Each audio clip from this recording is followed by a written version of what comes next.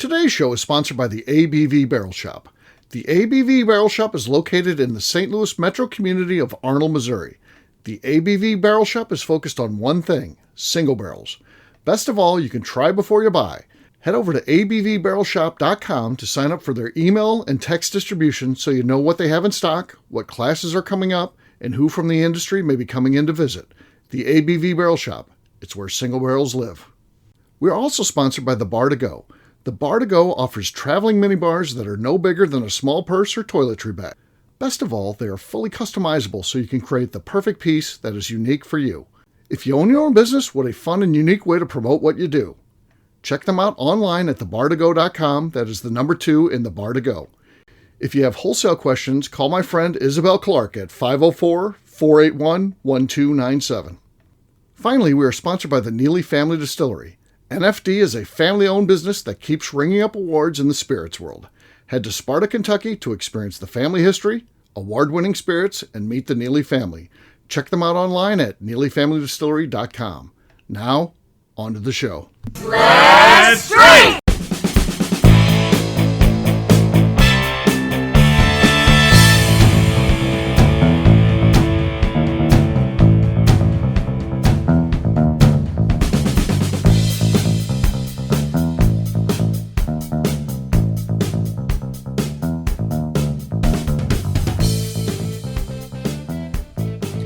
Welcome to the Bourbon Daily, the podcast about everything bourbon delivered to you every day of the week. Today on the show, we are going to figure out exactly what this show is. My name is Justine Mays. Please join me in welcoming my co-host, Steve Akeley, along with our special guests, Kathy Kuhl, Jeff Andresi, and Matt Modica. Hey, gang, what's up? Hello.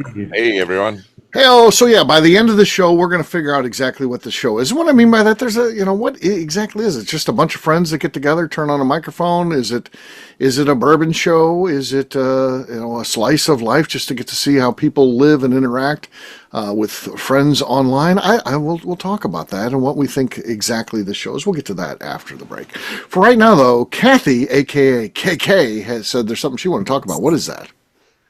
Recently, the weather has been quite severe. Yes. Steve, you know personally. Yeah. Power outage stories. Does anybody have a really good power outage story? Ooh. Or storm survival story? Ooh. Yeah. I mean, I just told the story of survival I had when I was driving around in a tornado. So that's just referred to a previous episode that came out a couple back. Other than that, I mean, just the usual stuff. Power out, we're out of business. Wouldn't know when that happens. That's not good. And then dealing with my mom, who's having a full-on meltdown that her power's out again, and calling me every 5 minutes. Fortunately, I guess her phone works, so she can call me and give me updates all the time. So she's in like a neighborhood that has like 300 houses, but for some reason there's 40 that are on this one thing, this one transformer or whatever. She's part of the 40 that gets on very last because it's the smallest one. So when my time's limited, once the neighbor's power goes on, that's just literally half a block away from her. So like 4 houses away across the street, then they get power back, and she doesn't have it back, and it's still going to be another day probably. She's on full-on meltdown mode. So yeah, so she was over at my house because, and it wasn't that cold, but she claimed she was near death, freezing.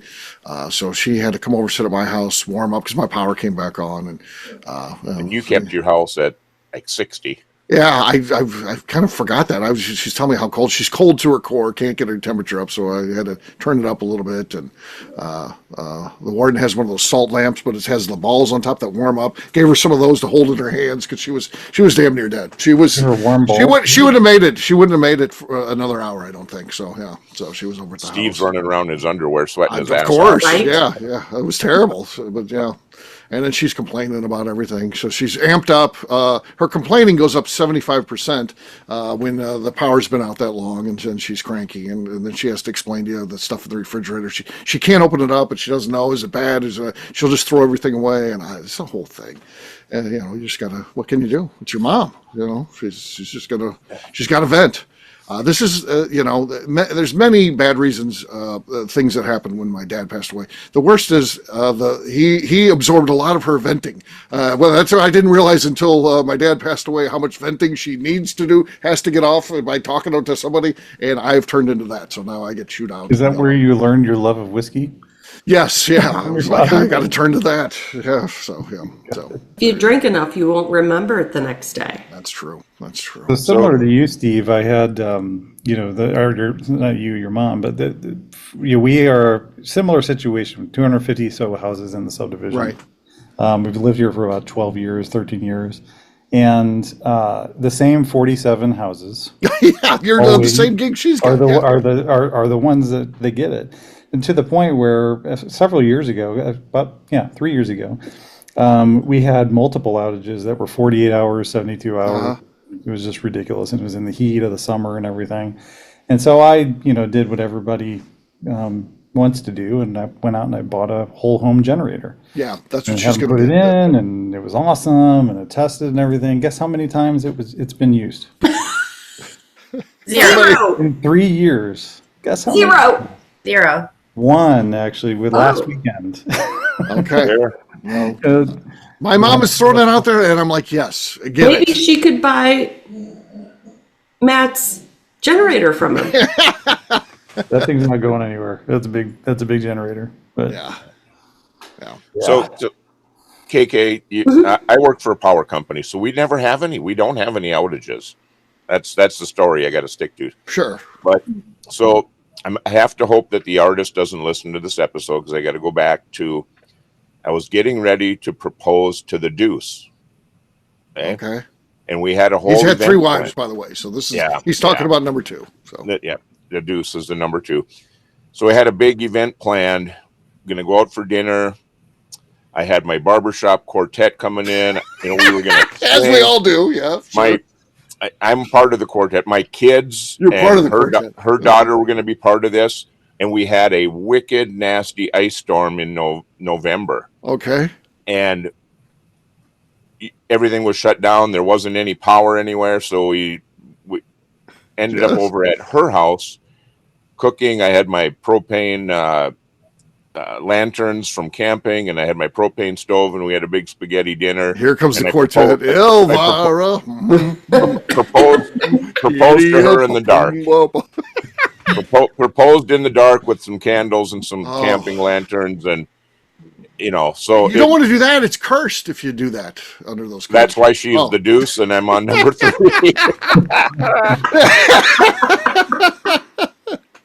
But that's the we had all kinds of plans around it, and they all fell through because of the darn power out. So anyway, that's my story. Okay.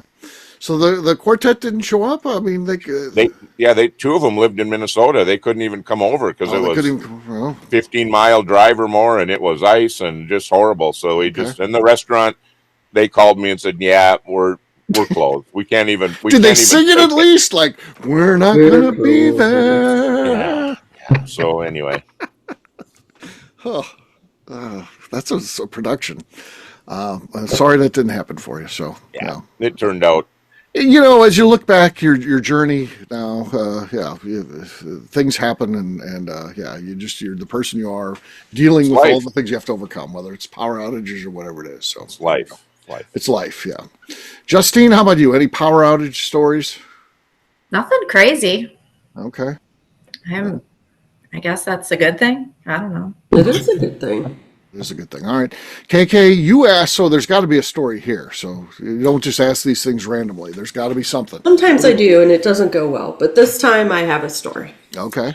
In high school, I worked at Schnucks. Okay. Me too. And the power went out. So there's customers in the store. And this was in the late 80s. There's no cell phones with flashlights, so we get flashlights. The manager stood at the door. We could only do cash. And everyone's job was to go around and get the people and get them out so that they don't loot the place. Right. So I find this woman, and she's like, I'm not leaving. I have a birthday party for my son this evening, and here's my list of things I need. So we shopped. I took her around, and we found everything that she needed on her list so that she could get her birthday party going. Well, that's nice. That's good customer service. How did she pay? Cash. You got to pay cash. They have a calculator with a tax chart. I mean, I worked there. We had to deal with that stuff too. You have a tax chart, and they just tell them what you owe. And there's a little register thing that just take the change out, and that. Well, I had to deal with that kind of stuff back in the 80s. You have to do the little slide card, card yeah. thing, right, with the carbons and all that. Yeah. Yeah, so, but yeah, that's. I'm glad you had a good manager that did that. I had a manager famously one time. We had a lady show up at I forget on the night before Thanksgiving, whatever time we closed, 5:00 or whatever. A woman showed up at like 5:02 and said, "Hey, my turkey's in there," and he's like, "Fuck it, that's doors. We're closed." It's. She's like, but I can't have Thanksgiving, dinner tomorrow. I'm hosting, and he's like, "Happy Thanksgiving." Yeah, he's like, you should have shown up, 5 minutes ago, and he wouldn't open back up. I couldn't believe it. That's bad karma. Yeah, I was Bad just things a kid. have happened to that man. I was just a bagger. I was like 16 years old, so nothing I could do. But I felt bad for the woman. So, and she still came in the store. She was a little bit crazy. Betty, she'd come in. She was like as I look back now, Betty's much like my mom. So she was an older lady, and she would. She'd be pushing her cart, and I think she's an alcoholic because we'd always make fun of her and be like, "Hey, you've been boozing, Betty?" And she'd be like, "No," and she'd blow her breath in your face. Just get away! I do smell booze there, by the way, Betty. No, you don't. No, you don't. So yeah, so you don't smell anything, and yeah, it was a whole thing. And every once in a while, because she's old, she'd be like, "Oh," she's walking, and we're like, "You all right over there, Betty?" Yeah, I'm fine. So yeah, she was a character. Jeff, what happened? I'm bad. I think I had a power outage. I don't know. See? Oh no. There's actually two of you now. There's two Really? Jeff Andrews. Yeah. Yeah. How do I get rid of the other one? Want me to get rid of the other one? Here, I'll. Yeah, you can get rid of the. Okay. All right. Where do you see That's two? Have you guys been drinking like all day? I only see one. There's only one now. There's one over, now. Slid over to the right, but Yeah. glad to be back. I missed KK's story. Some old lady was sticking eggs in her pockets or something. Yep. So that's the story. A lady ripped off eggs. So yeah. Her name was Betty, and she smelled of alcohol. She smelled of alcohol. She reeked of alcohol. She was just trying to shove her out the door because she could get her out quick enough. Yeah. Yeah. All right. On that note, guess what, gang? It's time to drink. What is everyone drinking? Let's start with Mr. Andrizzi. What do you got there, sir? I have some Water Tower, the Goat rye whiskey and bourbon whiskey. Okay. From the ABV Barrel Shop. That's what's on the Water Tower. Okay. That was nice. That was crisp, pleasant. but it was quiet. It could be enough. It could be enough. We'll see how it goes. Justine, we'll go to her next. Doesn't she have a screw top here, or is she going for her? She's holding one back. She's got a ringer, so let's see if she. I don't have a. I'm not saying that it's a ringer, but this is. I can't read it. It doesn't have a label. It was from. It's got Adam's signature on it. Okay. So it's Stumpy's bourbon. Mm-hmm. I think Steve had a bottle of this too. Okay. Very nice. Wow. There you go. That was good. The cork pop didn't align with the sound, so there could be some cheating there. We'll do an investigation. But by the noise, Justine's rolling her eyes. Did the cork pop not line up with the sound? I saw it too. I mean, I'm just saying you might be innocent of all charges, Justine. You have to let the judicial system play out. You can't. So I should suck up to Tim, is what you're saying. Yeah. My Associate God. Judge Tim. Yes. So there you go. So yes. All right. Matt, you're next. All right. Well, I'm definitely going to lose this one because it is a screw top, and I'm going to be opening up some Ben Holiday Rickhouse Proof straight bourbon whiskey. Okay. All right. Screw top. All right. All right. KK, you're next. I'm going to open up the ABV Special Blended Mash Build. Okay. Is this the one Justine made? My name on it? No. Okay, that's Doesn't not mine have my name on it? It does. It does. Yes. It does. I looked for mine, but I think I finished it. Oh, you should get another one. Yeah. I can't do another blend unless the other one sells out. Right. She's waiting to do the next blend, so please. I'm going to wait till you guys are talking. This is Kathy's time. We're talking. To do my by the way, cork pop. the clock ran out, Kathy. You're Zip it. disqualified. Oh! You stole that from Justine. Look at that. Look at that. Wow. KK has the lead. Yes. Yeah, she waited us out. Did you see that? So yeah, Green River. This is the foolproof one I picked up at the distillery when we were on the tour there. So let's see what we got here. Squeaky, bad, slushy. A lot going on there. So cheers, Kathy. Kathy wins. Cheers to her. Cheers. Cheers. All right, we'll take a quick break, and then when we come back, we're going to be talking about what exactly is the Bourbon Daily. We'll do that in just a few.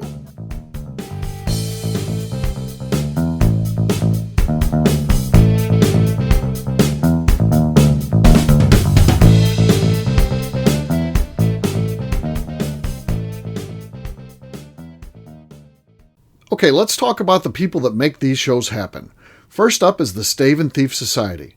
Via their in-person class at Moonshine University in Louisville, Kentucky, the Stave and Thief Society is the place where you, a bourbon enthusiast, can expand your knowledge and emerge an executive bourbon steward.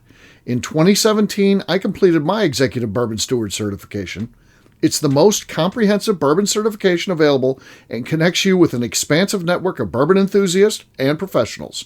Check out the full listing of in-person and online certifications and join the society today by enrolling at staveandthief.com. Speaking of executive bourbon steward certification, the ABV Barrel Shop in St. Louis, Missouri has developed a unique partnership with the Stave and Thief Society to offer a preparatory class to assist you in getting your executive bourbon steward certification. This prep class costs only $25 and is available to take live or online via Zoom. Graduates of our class receive a coupon code good for 15% off your executive bourbon steward certification held in Louisville, Kentucky. This saves you almost $90. Additionally, you can collaborate with fellow attendees to split travel costs when you go to Louisville. If you're interested in signing up for the class, simply head over to abvbarrelshop.com and check out the classes and events page. Last but not least, we are sponsored by Neely Family Distillery. Royce Neely is the 11th generation distiller in one of America's oldest distilling families. A visit to Neely Family Distillery takes you through family history, where you can see all the artifacts and newspaper clippings through the years from this family that started distilling in America after James Neely arrived from Northern Ireland in 1740. Today, Royce Neely and his team are crafting some of the best spirits in America. Their bourbon and absinthe offerings keep winning top honors in the spirits competitions. Recently, their absinthe made history as the first platinum winner in the absinthe category at the San Francisco Spirits Competition. Neely Family Distillery is definitely a bucket list destination if you are a bourbon fan. Learn more about their spirit offerings, visiting their facility, and the awards they have collected over at NeelyFamilyDistillery.com. And now, back to the show.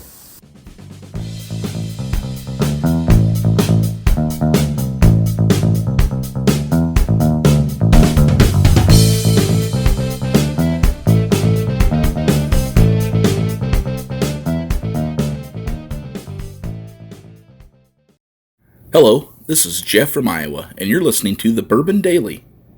Welcome back. Today on the show, we are going to figure out what exactly the Bourbon Daily is. Yes, we are. What exactly is the Bourbon Daily?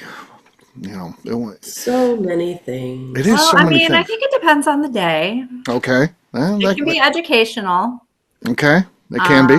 I agree. And obviously, after our last show where we talked about colonoscopies, it can be educational about things other than bourbon. In different ways, educational in different ways. Sure. Some of them can be a shit show. Like that one. Like the mail-it-in ones, or like the fifth one of the night when people are borderline. Yep. Yeah. That can happen. The show to me, Steve, and I'm one of the newer ones. When I started listening, it turned into it felt like friends that I hadn't met yet. Right. So That's it good. really it as a listener, you were as a listener, it pulled me in, made me want to come back and listen. And the education is there. We talk about a lot of bourbon things. The show talks about a lot of bourbon things. You learn some things, but you learn about the people too, and you realize we're all just on this journey, and we got to have common interest. And the more you talk, you'll find other interests. But it started with the whiskey. It started with the bourbon, and it just feels like home. It felt like home very early for me. Mm-hmm. I'm getting all sappy now, but right. I'm at. Sorry, let's get to lose the sap, but right. No, I agree with you, Jeff. So similar, right? I think I probably started listening a few years ago, probably 2 years ago, probably. And it's like a good miniseries, TV miniseries. You got to let the characters develop a little bit. Mm-hmm. I agree. Kind of where everybody's coming. First day, it's got to be horrific. Like, I had first. I'll just be honest. First couple times, I'm like, I don't know if this is for me. Right. But yeah, no. I mean, the longer you listen to it, the more you're like, okay, yeah, I get it. I understand why Becca yells at Darren all the time. Why other things happen, right? And so it's just really cool. And kind of, Jeff, like you were saying, I wrote down just some notes beforehand. I'm thinking, I wrote down, it's like sitting around a good fire with friends, sipping bourbon and just hanging out. Yeah, exactly. Yeah, I think, and Matt, this is your first series of shows you've come on here. And, I think one of the fun things, again, I'm a participant, but I would assume that you begin to anticipate things because you know the personality. So when Darren says something really dumb, hey, that's terrible. Well, how many of those you have? Well, I've never tasted it, but I could just tell it's. And then Becca loses her mind. You anticipate. You start feeling this build up. You know she's getting ready to fillet him, right? I mean, you're like, this is coming. He just stepped in it, and here he's we go. asking for it. Yeah. Well, Matt called it a TV serial or the show. Well, now we started to develop villains. You got that frickin' Gokin out there stealing things. Yeah. He is kind of a villain of the show. I do. I get that. Yeah. He's a little self-absorbed. I think that's the thing that goes on there. So he's just thinks he's cool, and he needs to be put in his place every once in a while. And Becca's more than willing to do that. So so don't need to encourage her much. Yeah, Kathy, what about you? You've been a long time, guest, and probably one of the most frequent, guest hosts on this thing because you usually say yes. I mean, I like you on there. I mean, that's the thing. You ultimately you get your favorites if you're doing what I'm doing. I have to coordinate the shows, and sometimes Kathy usually says yes, so thankfully I don't ever have to deal with too many no's from her. But Jeff will give me a no from time, and I'll be like bummed. He's like, "What, are you having problems getting people on?" I'm like, "No, but I want you on here." I hate saying no. You're funny. Yeah, I like having you on. So it's a hit to because in my mind I start putting together what personalities, and I start thinking about what shows because the shows are always written based on who's on there. So I don't want to have Matt was worried when he's coming on. What if we get into stuff he doesn't know? We're not going to do that to anybody. We're gonna cater the shows are going to be conducive to the 5 people that are on having discussions about those things. We're not gonna suddenly get onto the history of Jim Beam and you're like you have to do like a research paper to get in tune with it. We don't do that. But if we have the right group on, we might do that. We could get dig down to that level. So yeah. But Kathy, back to you. What are your thoughts of the show? What it is? So when I first started listening, I always felt like I wanted to get in the conversation. Mm-hmm. I wanted to be in the conversation. Like I had words. Right. I had words. The small talks, the topics. I was like, yes, and I want to talk about those things. So I just asked. Right. She did. I'd like to do this. And now most of the time I forget people listen. I figure the only people listening are the people that are doing it. But I know a lot of people listen. Yeah. And that's when I start to get apologetic when the shows go down the tubes. And I tell people, I don't want to tell you where to find me. Right. But that's the funny thing. They're listening because that's the turn they want us to make at some point, I think, many times. So, yeah, as it devolves into just the shit show, they're not mad at us. They're Well, like, 5 shows on a Friday night with you and MacNew, it can go anywhere. yeah. And usually by the 4th show, I have to listen because I don't know what was said. I don't remember. Right. Yeah, and it's definitely two different personalities because, again, Justine's filling in tonight. Kathy, you've filled in that role before too. But you've got two that are people. You got Miss Becca Sue, and then you got MacNew, and it's a very different experience being on those shows. So, Becca, we're typically doing a show. On to the next one, and with MacNew, it might devolve into the 30 minutes in between shows where, and then you're drinking and talking, and MacNew's nodding off, and it's a whole thing. Or she disappears in the middle of the shows. So I can't believe how many times MacNew just gets up, walks away, just leaves pulls us. Down her shower curtain. Yeah, falls down. Yeah, pulls her shower curtain down. Yeah. The variety of this show is it's so appealing, and I hope you keep finding more and more listeners, Steve, because it's. I think it just adds to my day. I love I pop it in the morning on my way to work. It's a perfect little day brightener for me, and the more I get to meet the people on it, then you know more and more, and just turns into just something I look for. I've looked forward to this for the last 2.5 years. Very cool. I think and, I'd say for me too, it's Steve, I appreciate the way that you handle, and really everybody, all the regulars handle when something's controversial, right? Mm-hmm. And I think you all bring it to light. You do it you do it with respect, right? And you make sure you're respectful. You're not denigrating anybody. Sure, we all give each other crap during the episode and everything, but it's lighthearted and it's for fun, right? Yeah. It's not serious, and that's what I really appreciate. And all the stuff that's going on around us, we just need a little bit of positivity, and it's a great way to get that. We definitely try to stick to that. We never want to bring politics in here at all. We never want to take any sort of side. Have that. Sometimes it touches on our world, like tariffs and whiskey and stuff like that.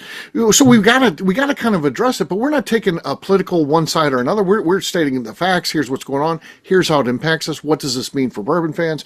We don't want to get into political discussions, and that's not to say those aren't important. You should discuss politics and stuff like that, but you also need some release from that from time to time. You need to be away from that, and we're kind of the neutral area where we're not going to ever get into politics.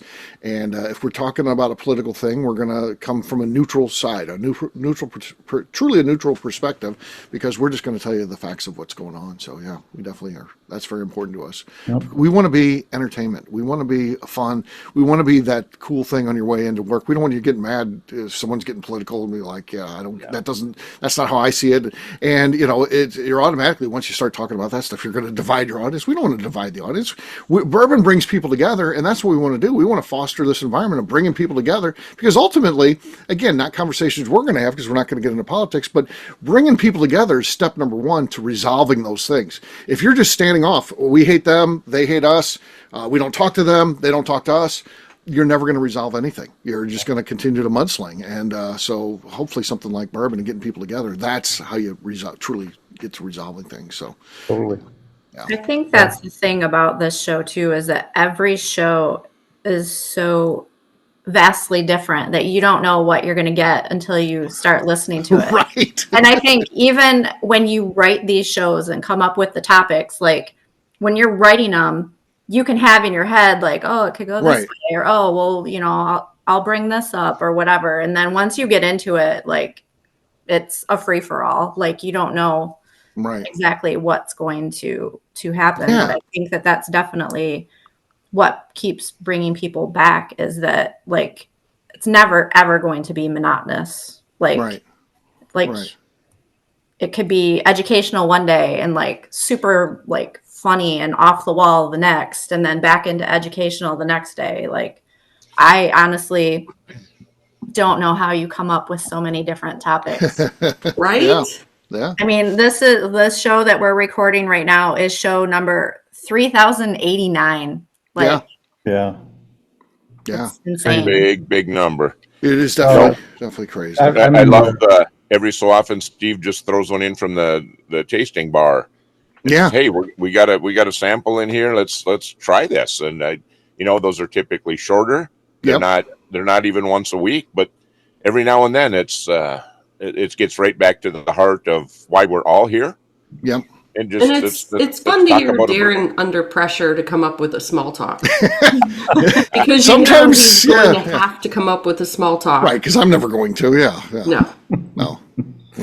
So you guys all know, most of you know, my day job is in technology. I work in cybersecurity, and so I went to the AI gods and I plugged in, what is the Bourbon Daily? Mm-hmm. Okay.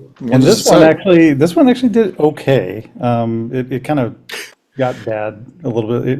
It's like that one that I did about McNew, and it nailed it. It was something about like the hot mess in all of us. It was like, what the fuck? How does it come up with that? I mean, but has there ever been a more perfect description of McNew? No. So this one, I'll just read you the first little part. It says, the Bourbon Daily podcast by the ABV Network is a popular bourbon-focused podcast hosted by bourbon enthusiasts, including Steve Akeley and others from the ABV Network team. It includes regular episodes on a regular basis, covering all aspects of bourbon culture, features interviews. I'm just going to summarize here. Often includes lighthearted segments and bourbon community discussions. So it's actually pretty good. And then I said, well, what about Becca Sue and what about McNew? Okay. All right. What does it say about them? It made stuff up about them. It didn't just made it up. Okay, fair enough. Yeah. But unfortunately. Yeah. In my mind, what the show is, it's 6 friends sitting around at a bar. You're like, wait a second, there's 5 here. No, the 6 is the person listening. They are part of it. Again, like Kathy saying, or Matt saying they're listening, or Jeff saying they're listening and want to be part of this. I think that's how it's intended to be. It's 5 people sitting around having a discussion, and you as the listener are kind of part of that too. You feel like you're part of it, and it's this weird thing that sometimes happens in reality then, where I'll meet people and that's like they know who I am, but I don't know. I've never met them, but they come up and hey Steve, how you doing? And I'm like, you just immediately start scanning. Where do I know this person from? And then they're like, I'm a listener to the show. I'm like, oh, okay, yeah. That happened in Key West, right, Kathy? It did. I was standing right next to you. Right, a guy, heard my voice and was like, I know that voice.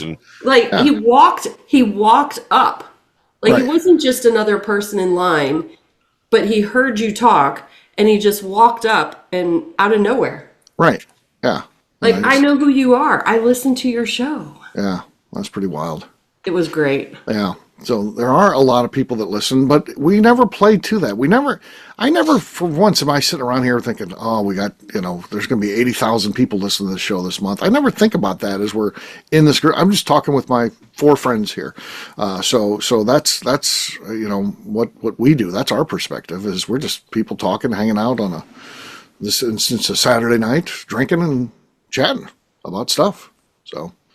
Yeah, so if that could be what the show is, where it is this a little slice of life where you're hearing some bar stool chatter amongst friends and you feel like you're part of it, I think that's gonna be the best thing the Bourbon Daily is. So I have a question for you, Steve. Sure. When you started the Bourbon Daily, what did you intend for it to be? Good question. Yeah. So what I intended for it to be was kind of a fun educational show that came out Monday through Friday. But then we ended up doing it every day because I had so many ideas. I was just, as I started this out, I had too many ideas just to do it 5 days a week. I had to do it 7 days out of the gate, even though if you listen to like some of the early shows, we talk about it being Monday through Friday every week, though we've always from day one done 7 days a week. The idea was we'll get to some point where we start running out of ideas. You need to go to 5 days and we'll just set that up from day one.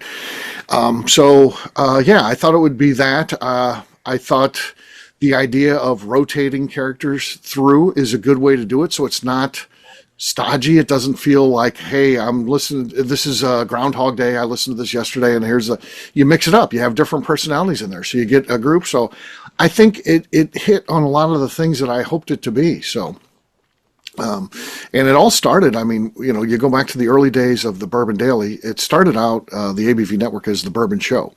And we would record, initially, it was 2 shows a month. That was going to be our podcast. And then I was like, we got to do more than that. So I don't know, a month in, we started doing pint-sized shows. Same show, but different format, just topical ideas. But then that wasn't enough for me. So, one of the guys, there was 3 of us that were doing the show at that time. One of the guys didn't want to do anything more than that. So 2 of us broke off because I was like, I think I can do this every day. I love doing this. And I had this idea and then it was like, you can't do this daily. I'm like, no, we'll record 2 different days, but we'll get enough that we got. And we'll bank shows. And so it kind of just worked out. And, here we are 9 years into this. And we're still going. So, yeah. 9 years. Wow. Yeah. It was that long. Steve, do you ever get any recorded that you don't put on the air? Yeah. We've had a few of those. Where it's just like, that's not a good show. We're not going to put that on. Sure. So, yeah. But for the most part, those are less than 10 shows, probably 6 or 7 that didn't make the air. But for the most part, if we record it, we use it. So, yeah. And just so the audience knows, it's done pretty much like it's live. I do some editing, but you'll hear me when I think we need to edit a show. I'll forget to even do that. My edit is at the beginning, putting in the commercials. And then, after we do the cork pop, we go to break, and I got to put the commercials in there. That's really the extent of my editing, unless I remember to correct something we needed corrected. I don't usually do that, so it ends up playing out live anyway, even if I think I'm going to. Just live. Yeah. So the only time I have to do a hard edit is when I get a phone call from Royce Neely the next day. Hey man, you got to fix this. I said this. We can't put that out. I'm like, shit. Now I got to listen to the whole episode. Yeah. The public figure that he's becoming. Yeah. Right? I really have to edit this time. Okay. All right. I'll fix that. There's plenty of times I wish you would have edited me, Steve, but you know what? What the heck? Oh, you got to live with it, Jeff. You got to live with it. I own it. Fair enough. Well, and that's what I like about this too is, Jeff, you can tell everybody is transparent on here, right? And we're just talking, and we're talking real for the most part. Obviously, we joke and things, but I mean, it comes through, right? Just as a listener, regular listener listening to it, it's like, okay, yeah, this is legit. And it is, and it kept me coming back because you start to see the consistency, and you knew when something was serious and you were learning, and you knew when someone was just having a good time, and it just turns into something that's just appealing to me. Yeah. So there you go. There is what we think the Bourbon Daily is. What do you think is the Bourbon Daily? And that's the important thing, whatever it is to you. So, and talk to us. Tell us what you think it is when you see us. We'll wrap this one up as we always do by talking about where people can find us. Matt, we'll start with you. Where can people find you? You can get me on LinkedIn and at my website, sabertoothcyber.com. All right, Jeff. You can find me in my truck on the way to work at 7:30 every morning listening to the Bourbon Daily. And outside of that, I'm on Instagram, Facebook, and the Cigar Dojo, Jeff Andreezy, 2 I's and 2 Z's. All right, Kathy. I am on Instagram at KK Cask Strength. Justine. You can find me on Instagram at JA_Maze. All right, for me, I'm an easy guy to find at Steve Akeley, Twitter, Instagram, or Facebook. I've got a website, steveakeley.com. We've also got a company website. That thing's abvnetwork.com. Check that one out. Everything that we do is out there. Also, come by and see us. The ABV Barrel Shop, the place where you can try before you buy. New barrel picks coming in all the time. Exciting things happening. You might want to check out our website. We have a classes and events page. We are over at abvbarrelshop.com. Justine, anything else to say before we get out of here? Would just like to remind the audience to please give us a 5-star review that includes comments. That helps new people find the show, which is very important to us. Also, if you like what we're doing, please visit our Patreon page at patreon.com/theABV Network. Great job today, gang. For audience, we'll have a brand new show for you tomorrow. Looking forward to that. Until then, take care, everybody. See ya. Bye. Bye-bye. Bye. Peace.